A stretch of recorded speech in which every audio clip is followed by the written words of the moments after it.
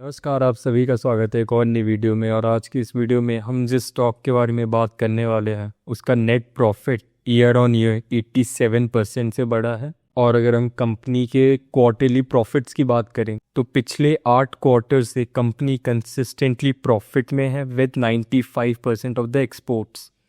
इसमें एक्सपोर्ट बहुत बड़ा रोल प्ले करता है कि इम्पोर्ट्स काफ़ी इजी हो जाता है एक बार के लिए, बट एक्सपोर्ट्स में प्रॉफिटेबल होना बहुत बड़ी बात है। तो नमस्कार, आप सभी का स्वागत है एक और नई वीडियो में। और आज की इस वीडियो में हम जिस स्टॉक के बारे में बात करने वाले हैं उसका नाम है क्वालिटी फार्मा। इसे बहुत सारे लोग KPL के नाम से भी जानते हैं। बिजनेस ओवरव्यू की बात करें तो कंपनी की मार्केट कैप 1500 करोड़ के आसपास है, जो कि इसे एक स्मॉल कैप बनाती है।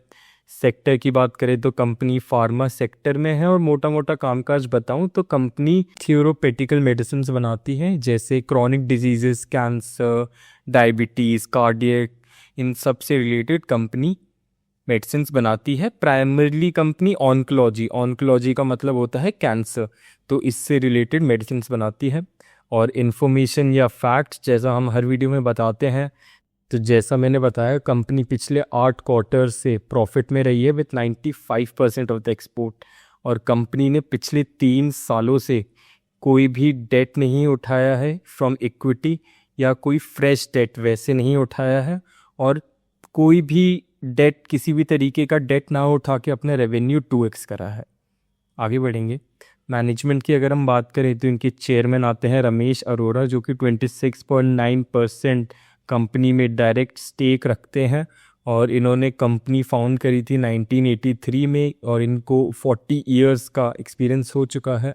फिर आते हैं अजय कुमार अरोड़ा, ये इनके होल टाइम डायरेक्टर हैं। ये day to day manufacturing activities और ओवरऑल मल्टीपल प्लांट्स को मैनेज करते हैं। फिर आते हैं आदित्य अरोड़ा, ये इनके CFO हैं। ये पार्ट ऑफ प्रमोटर फैमिली है। इन्होंने अपना करियर 2016 में शुरू करा था एज अ QA मतलब होता है क्वालिटी एश्योरेंस एट KPL। फिर सितंबर 2016 आते आते ये CFO अपॉइंट हुए। तो ये बेसिकली अगर हम देखें इनकी मैनेजमेंट फैमिली ओन्ड ही मैनेज्ड है। ये हिस्ट्री की बात करते हैं तो कंपनी 1983 में शुरू हुई थी बाय रमेश अरोड़ा। 2000 से लेकर 2015 के बीच कंपनी का एक्सपेंशन फेज रहा। कंपनी ने अपने प्लांट सेटअप करे, फैसिलिटीज़ बढ़ाई। तो 2000 से लेकर 2015 तक उतना कोई एक रिमार्केबल कोई चीज़ नहीं थी जो मैं आपको यहाँ बता सकूँ। फिर जुलाई 18 2016 में कंपनी लिस्ट हुई थी under SME category at a rate of 45 rupees. और कंपनी उस टाइम रेस कर रही थी 6.21 करोड़।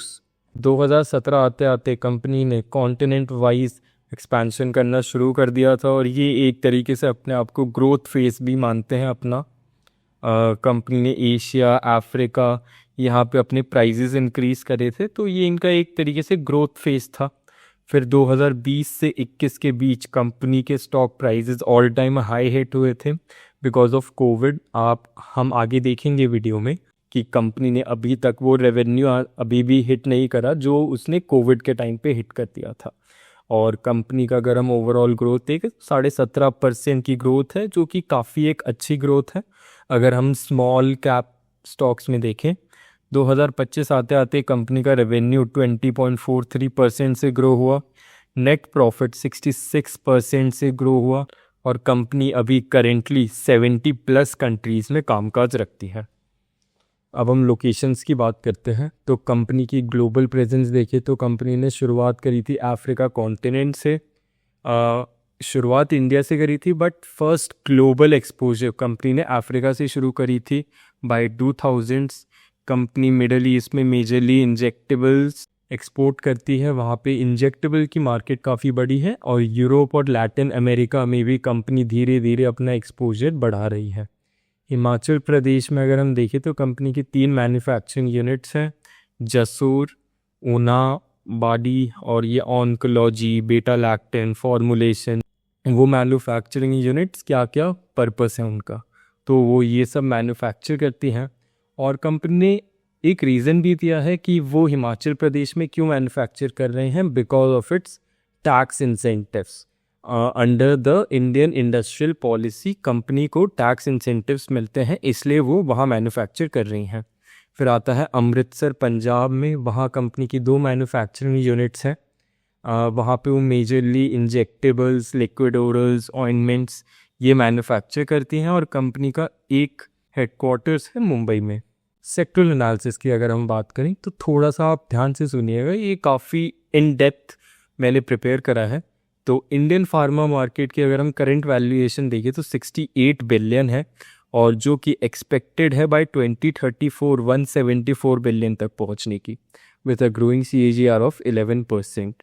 अब यहाँ हम ये चार्ट देखते हैं कि R&D की इंडिया कितना अपना परसेंट ऑफ रेवेन्यू इन्वेस्ट करती है रिसर्च और डेवलपमेंट में कंपेयर टू ग्लोबली। अगर हम इंडिया का देखें तो इंडिया 7 से 8% अपना रिसर्च में इन्वेस्ट करती है, वहीं अगर हम ग्लोबली देखें तो वो नंबर 15 से 25 है। तो आप ये गैप देख सकते हैं, गैप कितना बड़ा है, और ये रिप्रेजेंट कर रहा है कि US कितना इन्वेस्ट कर रही है R&D में। तो आप देख सकते हैं गैप बहुत बड़ा है, भले ही हम ग्लोबली अगर कंपेयर करें या USA के साथ कंपेयर करें। तो जब ये गैप फिल होगा तो स्टॉक प्राइस भी बढ़ेगा। अब हम इस मैप में आप एक चीज़ देखिए कि जो पार्ट ब्लू में है, यहाँ पे KPL ने काफ़ी अच्छा एक्सपेंशन कर रखा है, और जो ये पार्ट जो येलोइश में है वहाँ पे KPL अपना एक्सपेंशन कर रही है, धीरे धीरे कर रही है। जैसे कंट्रीज़ आ गई, जैसे कॉन्टिनेंट्स आ गए, नॉर्थ अमेरिका, साउथ अमेरिका, यहाँ पे सन फार्मा, डिविस, इन सबका हैवी पेनिट्रेशन है, क्योंकि यहाँ मार्जिन्स काफ़ी ज़्यादा हैं। और सिंस KPL अभी बहुत न्यू है तो वो इन कॉन्टिनेंट्स में भी एक्सपैंड करते हुए काफ़ी अच्छा मार्जिन होल्ड कर रही है।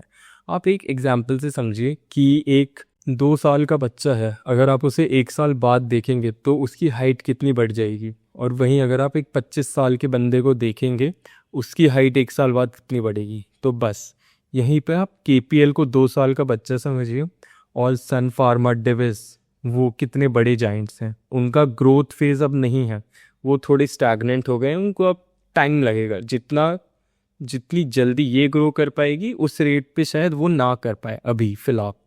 और यहाँ पे आप ये चार्ट मैंने लगाया है, यहाँ पे आप देख सकते हैं कि इंडिया में क्रॉनिक डिजीज़ का लेवल कितना बड़ा है। 1990 में क्या लेवल था और 2025 में अगर हम चेक करें तो क्या लेवल था। मोर और लेस अगर हम देखें तो पिछले 11 सालों से 112% केसेस बढ़े हैं। 112%, ये मैं केसेस नहीं बोल रहा, परसेंट, 100% से ज़्यादा केसेस बढ़े हैं। तो इंडिया में हेल्थ सेक्टर की काफ़ी डिमांड आने वाली है इन फ्यूचर। और यहाँ पे अगर मैं आपको जूम करके दिखाऊं तो जैसा मैंने बताया कि KPL प्राइमरली ऑन्कोलॉजी में काम करती है, और ये हमने एक ट्रेंड फाइंड करा है कि अगर हम ऑन्कोलॉजी को कंपेयर करें बाकी किसी भी क्रॉनिक डिजीज़ से तो सबसे फास्टेस्ट ग्रोइंग हमें ऑन्कोलॉजी ही मिला है। तो एक तरीके से इससे हमें ये पता लग रहा है कि आने वाले टाइम में कितनी डिमांड बढ़ेगी इसकी। और ऐसा बोलना तो नहीं चाहिए, बट जितना India prone to health diseases रहेगा उतना KPL बढ़ेगा। अब फंडामेंटल्स की बात करते हैं। फंडामेंटल्स में अगर हम PE देखें तो KPL का PE 27x है, जो कि कंपेयर करते हैं सेक्टर के एवरेज से 28 से 40। तो ये जो आपको गैप दिख रहा है इसका मतलब है KPL अभी 20% डिस्काउंट में है when compare to sector. PEG की बात करते हैं तो KPL का PEG 0.68 है, और अगर आपको PEG नहीं पता तो 1 से जितना कम होता है PEG उतना अच्छा होता है, 1 से जितना ज़्यादा होता है उतना ओवरली वैल्यूड होता है। तो PEG हमने पिछले 5 सालों का कैलकुलेट करा है, तो हमें एक काफ़ी अच्छी ग्रोथ दिख रही है। रेवेन्यूज़ की अगर हम बात करें तो 2019 में आप देखिए 166 करोड़ का रेवेन्यू है, और जबकि आज करेंट डेट की अगर हम कैलकुलेट करें 370। ये कोविड ईयर का ग्राफ आप हटा सकते हैं क्योंकि ये एक्सेप्शनल गेन था। रेवेन्यूज़ के साथ साथ हम मार्जिन्स भी देखिए, ये येलोइश लाइन, माफ़ कीजिएगा, ऑरेंज लाइन, ये एक तरीके से मार्जिन भी डिपिक्ट कर रही है। तो 2019 में जो मार्जिन 9% था वो 2025 में बढ़ के 22% हो गया है। तो जो कि काफ़ी एक अच्छी बात है कि कंपनी सेल्स के साथ साथ अपने मार्जिन्स भी ग्रो कर रही है। EPS की बात करते हैं तो कंपनी 2014 में कंपनी का EPS 0.93 था, जो कि आज बढ़ के 54.5 हो गया है। तो ईपीएस भी ग्रोइंग है। डेट टू एसेट की बात करते हैं। डेट अगर हम कंपनी का देखें तो कंपनी के पास 180 करोड़ के आसपास का डेट है। वहीं एसेट्स की बात करें तो कंपनी के पास 445 करोड़ के एसेट्स हैं। डेट टू एसेट कैलकुलेट करेंगे तो 0.25 आएगा, जो कि काफ़ी हेल्दी है, ऑन अ कंजर्वेटिव साइड है। डेट टू इक्विटी की बात करें तो कंपनी के पास टोटल इक्विटी 264 करोड़ है और टोटल डेट देखे तो 112 करोड़ है, और कैलकुलेट करेंगे तो 0.42 आता है। अब मैं आपको बताता हूँ कि डेट टू एसेट क्यों हम यूज़ करते हैं और डेट टू इक्विटी कब यूज़ करते हैं। तो देखिए, डेट टू एसेट मेजरली तब कैलकुलेट करते हैं जब हमें देखना होता है कि अगर कल को कंपनी बैंकरप्ट हुई तो कंपनी के पास उतने एसेट्स हैं कि वो पे ऑफ करे। तो मेजरली डेट टू एसेट बड़े बड़े इन्वेस्टर्स, प्रमोटर्स वो देखते हैं। और डेट टू इक्विटी अगर हम चेक करें तो इसका मतलब ये मेजरली, मैं बहुत लेमैन लैंग्वेज में बताऊँ तो इन्वेस्टर्स, हमारे और आपके जैसे इन्वेस्टर्स देखते हैं जो वाया स्टॉक मार्केट इन्वेस्ट करते हैं। तो ये मैंने काफ़ी लेमैन में बताया है। अगर आप इन डेप्थ भी फंडामेंटल्स पढ़ेंगे तो भी बहुत बार डेट टू एसेट देखते हैं, बट मैंने एक लेमैन की तरह बताया है कि डेट टू एसेट मेजरली कौन देखते हैं और डेट टू इक्विटी कौन देखते हैं। कैश फ्लो की बात करते हैं। कैश फ्लो अगर हम देखें तो ऑपरेटिंग एक्टिविटी में कंपनी प्रॉफिट्स बना रही है कंसिस्टेंटली अपने कोर बिजनेस से। ये कोई वन टाइम प्रॉफिट्स नहीं आ रही, कोर बिजनेस से कंसिस्टेंटली प्रॉफिट्स बना रही है। इन्वेस्टिंग एक्टिविटी की बात करें तो कंपनी ने पिछले 5 सालों से 189 करोड़ इन्वेस्ट कर दिए हैं और आने वाले टाइम में और भी कर रही है। कंपनी का एबिटा 11 से 22% तक बढ़ चुका है। फाइनेंसिंग एक्टिविटी की बात करें तो एक चीज़ जिसने मुझे काफ़ी अट्रैक्ट करा कैश फ्लो पढ़ते हुए वो था इसका फाइनेंसिंग कैश फ्लो, कि पिछले 5 सालों से कंपनी ने कोई डाइल्यूशन नहीं करा है इक्विटी के लिए, और कंपनी अपने डेट्स काफ़ी तेज़ी से पे कर रही है कंपेयर टू रेजिंग कैपिटल।